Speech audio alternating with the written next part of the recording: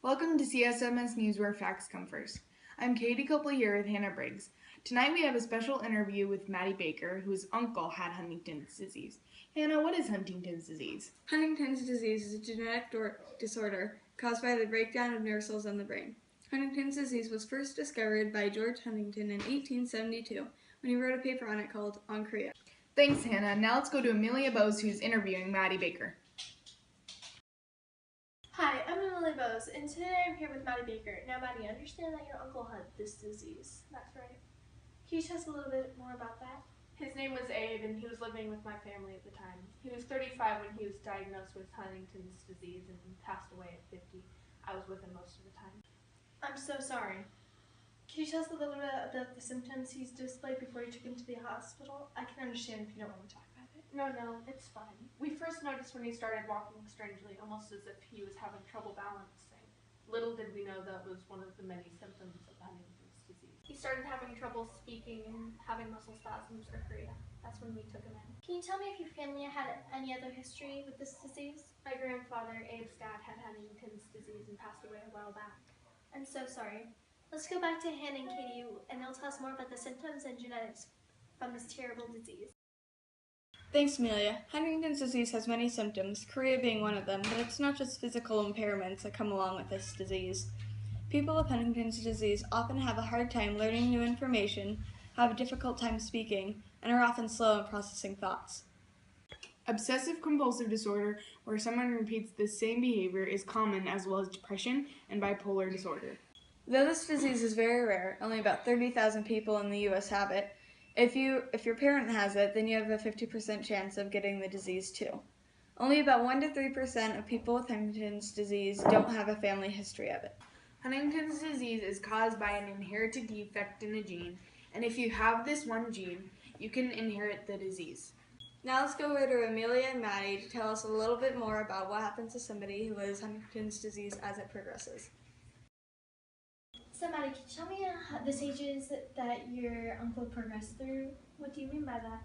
I mean, can you elaborate on how the stages went for your family? When he was first diagnosed, he could still function normally at home and work. When the second stage hit, he was still able to go to work, yet he didn't work as efficiently. It was harder for him to do daily chores. The third stage was when we knew it was going to be hard to keep up with Abe.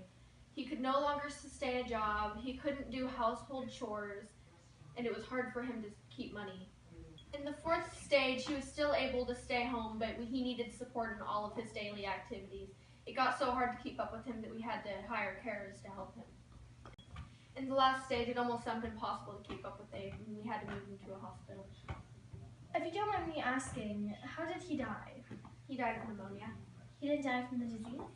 No, Huntington's disease can't kill you. It's the complications of the disease that can.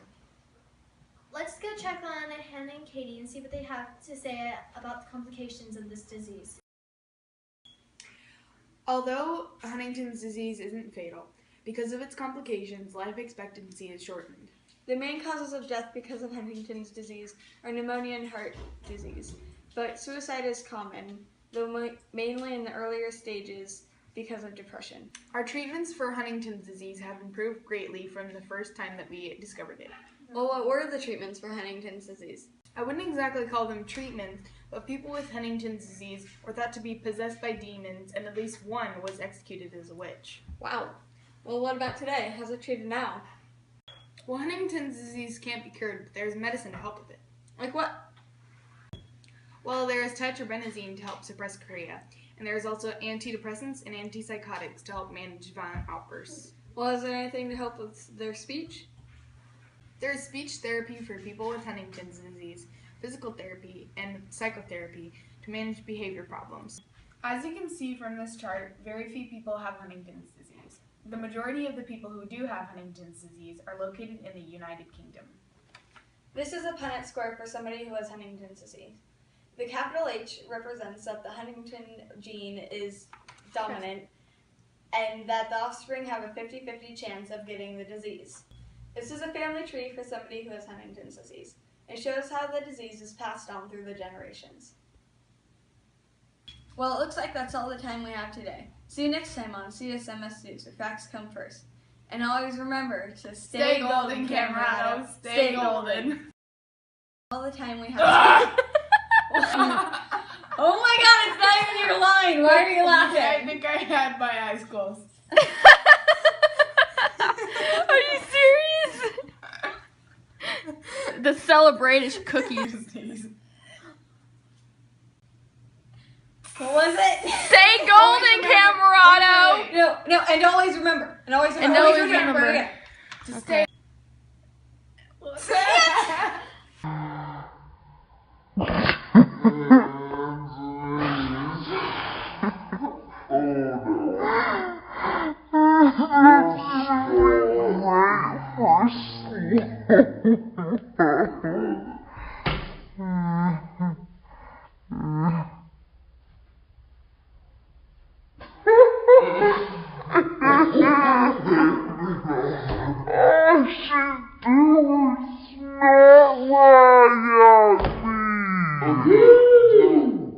I'm so sorry. Can you tell us a little bit about this? Had disease before?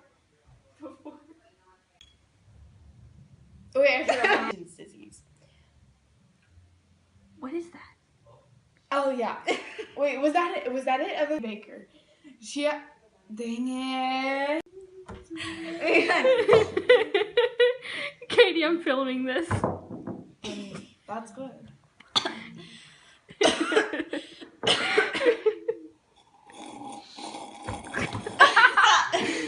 Seriously, come on. That shows